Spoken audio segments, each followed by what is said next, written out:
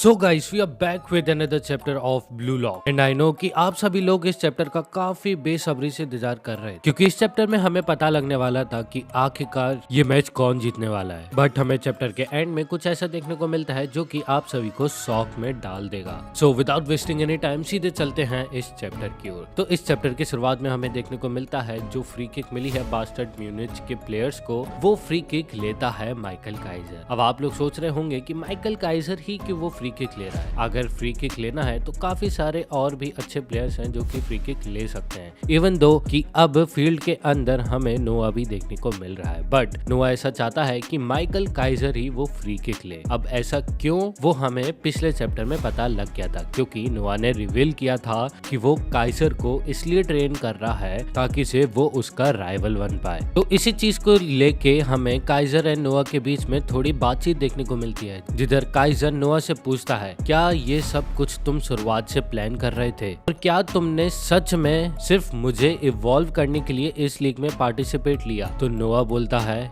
Yes, मैंने सिर्फ तुम्हें ही इवॉल्व करने के लिए इसमें पार्टिसिपेट किया। और ये चीज सुन के नोआ थोड़ा सहम सा जाता है, लेकिन वो एक और चीज बोलता है क्या तुमने योइची को भी गाइड किया ताकि से तुम मुझे उकसा पाओ और मेरा ट्रू सेल्फ बाहर निकाल पाओ? तो नोआ बोलता है ऑफ कोर्स। तो इससे हमें ये पता लगता है कि नोआ का जितना भी प्लान था वो सब कुछ खुद के लिए था। वो काइजर को इसलिए ट्रेन कर रहा था, योइची को इसलिए ट्रेन कर रहा था ताकि से वो खुद को इवॉल्व कर पाए और अच्छे से, क्योंकि नोआ को अपनी पोजीशन गंवाने का डर था। उसको ये लगता था कि एक दिन कोई ऐसा बंदा आएगा जो कि उससे अच्छा खेल जाएगा, तो उसको उससे बेटर होने के लिए एक राइवल चाहिए ताकि से वो खुद मोटिवेट हो पाए। एंड वो चीज उसने काइजर के अंदर देखी, इसी वजह से उसने काइजर को अपने प्लान में शामिल किया और काइजर के साथ साथ योइची भी उसके साथ शामिल हो गया था। तो ये सब कुछ नोआ के मुंह से सुनने के बाद काइजर पूछता है तो क्या ये एक ऐसा तरीका है जो दुनिया के सर्वश्रेष्ठ लोग करते हैं?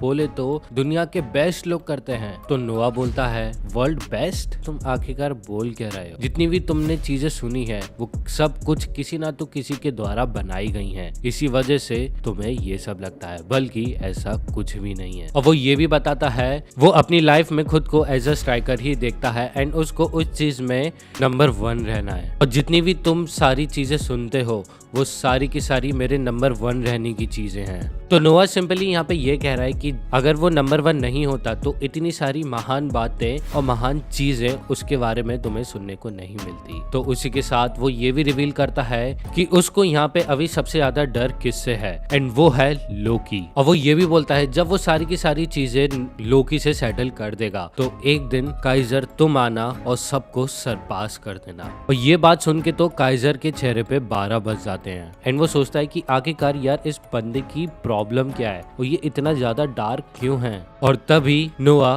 काइजर से पूछता है क्या तुम उनसे लड़ना चाहते हो जो यहाँ पे सबसे ज्यादा ताकतवर हैं? तो इसका जवाब तो काइजर नहीं देता है, बट हमें उसके चेहरे से लुक से पता लग जाता है कि हाँ वो तैयार है। तभी हमें सीन कट होते हुए देखने को मिलता है एंड हमें दिखाया जाता है सागी, जिसमें हमें क्लियरली उसका फुल फेस देखने को मिल रहा है एंड हम अभी भी ये चीज देख सकते हैं कि जो उसकी आगे हैं उसके अंदर अभी भी हमें पजल पीसेस देखने को मिल रहे हैं। तो यानी कि अभी भी सागी काफी ज्यादा ट्राई कर रहा है ताकि से वो इस पूरे फील्ड को अपने अंडर कंट्रोल ले पाए। तभी वो आउट ऑफ द बॉक्स खड़े होके सोच रहा होता है कि आखिरकार काइजर किधर सूट करेगा। और जैसे कि मैंने पिछले चैप्टर में बताया था कि हो सकता है कि हमें इंटरफेरेंस देखने को मिले काइजर की फ्री किक में, या फिर कुछ रिबाउंड देखने को मिले, या फिर वो मिस कर दे। तो वैसा ही हमें इसागी सोचते हुए देखने को मिलता है, जिसमें वो 2 पॉसिबिलिटी देखता है। एक ऐसा कि वो बीच में ही उस बॉल को डिफ्लेक्ट करके बॉल को दूसरी साइड भेज दे एंड वो गोल स्कोर कर दे, या फिर वो वेट करे कि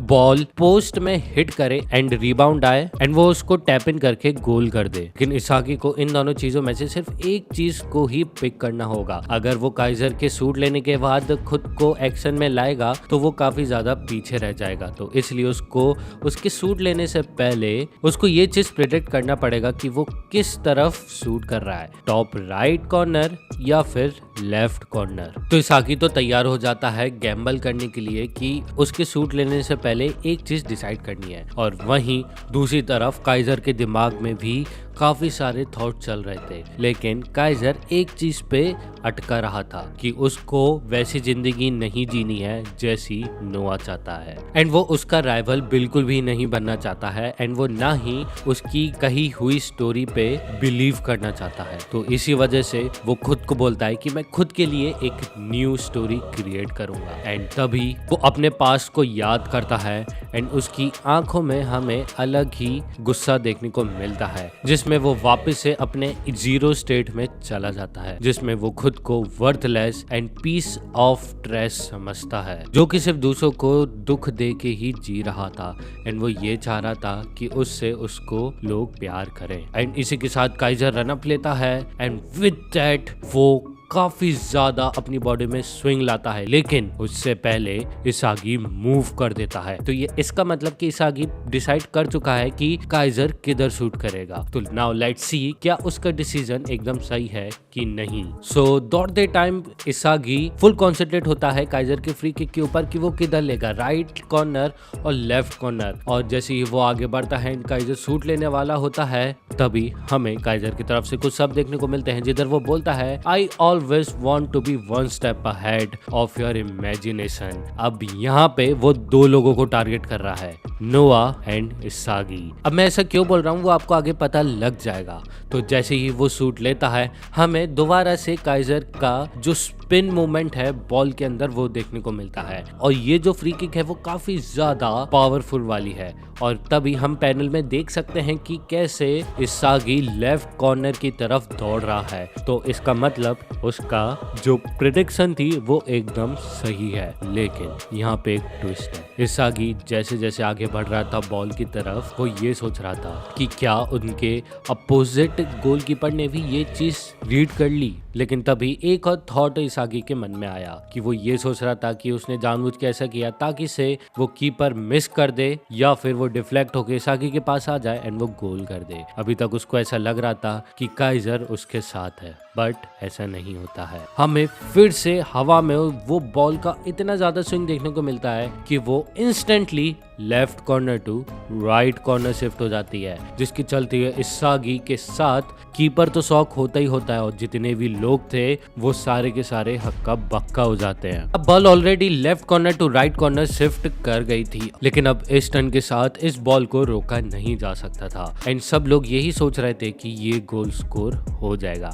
लेकिन तभी हमें पीछे से एक हलचल देखने को मिलती है, एंड वो हलचल होती है लोकी की तरफ से, जो कि इस बॉल के टर्न के बाद दौड़ना चालू करता है, एंड लोकी काफी तेजी से उस बॉल की तरफ आ रहा होता है, यानी कि बस पलक झपकते ही वो आपके सामने से हट जा रहा था, एंड वो इतनी तेज था ऐसा लग रहा था कि वो ब्लू लॉक का फ्लैश हो। तभी वो गोल पोस्ट के पास इतनी तेजी से पहुंच जाता है जो कि किसी ने भी उम्मीद नहीं लगाई थी। इवन दो जो वहां पे खड़ा कीपर भी था वो भी इतना तेज नहीं था कि वो उस बॉल तक पहुंच पाए, लेकिन नोआ पहुंच गया। तो इससे हमें पता लगता है कि नोआ की जो पेस है वो लिटरली इस पूरे मैदान में सबसे तेज है, एंड विद दैट लोकी वहां पे पहुंचता है एंड वो बॉल को डिफेंड कर देता है। तो इसका मतलब काइजर की जो फ्री किक है वो रुक चुकी है, ना ही किसी ने इंटरसेप्ट किया, ना ही कुछ बिगड़ा या फिर उसका एम गलत था, बल्कि नोआ था जिसने उसकी फ्री किक को रोका,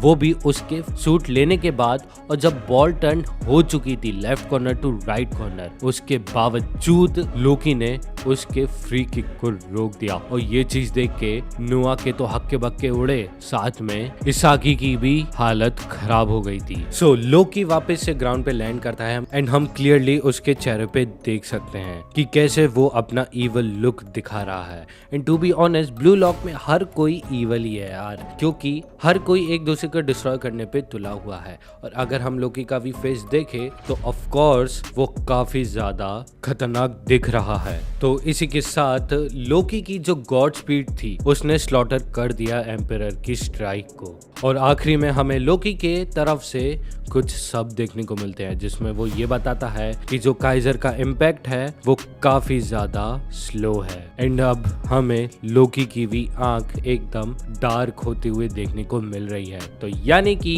अब लोकी भी अपने ईगोइस्टिक फॉर्म में आ चुका है। एंड अब जो सारी की सारी चीजें हैं वो अब हीट अप होने वाली हैं। सो विद दैट ये चैप्टर हो जाता है खत्म। सो मैं आखिरी में सिर्फ इतना ही कहना चाहूंगा कि ये ब्लू लॉक के जितने भी कैरेक्टर हैं वो सारे के सारे पागल हो चुके हैं, एक दूसरे को मारने पे आ गए हैं। भगवान जाने आगे क्या होगा, कौन किसको पेलेगा और कौन किसके प्लान का हिस्सा है, कौन नहीं है। अब मैं तो बस इतना चाहता हूँ कि हमें 1v1 शोडाउन देखने को मिले लोकी वर्सेस नोआ के बीच में एंड लोकी वर्सेस काइजर के बीच में। सो विद दैट हम वीडियो को यहीं पर ही खत्म करते हैं। तो अगर आप सभी को ये वीडियो पसंद आई हो तो please don't forget to like and subscribe. मैं मिलता हूँ आप सभी को नेक्स्ट वीडियो में। Until sayonara.